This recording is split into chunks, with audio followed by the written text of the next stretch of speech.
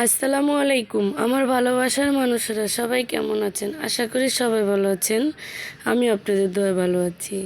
10 কথার এক কথা, আজকে মাশাআল্লাহ আমার দোকানটা খুবই পরিপাটি, অনেক কষ্ট করে গুছাইলাম পুরা বিল্ডিংয়ের কাজ করে। এখন যে মাত্র দাঁড়াইছি, খুবই ক্লান্ত।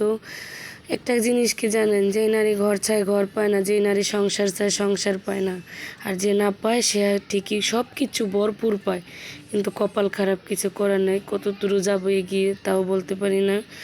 5 বছর কাটিয়ে দিয়েছি অনেক যুদ্ধ করে, আর পারতেছি না, এখনও পিছনে টান। সবাই দোয়া করবেন আমাদের জন্য, আমার ছেলের জন্য, আমার জন্য, যেন আমরা এগিয়ে যেতে পারি। কারো কাছে যে হাত বাড়াতে না হয় 2 মুঠো ভাতের জন্য, ভাত কর্ম করে খেতে পারবো আলহামদুলিল্লাহ। এক জায়গায় না এক জায়গায় ঠিকই কর্ম করতে পারবো। ওই পুরুষের আশা কখনো করি না।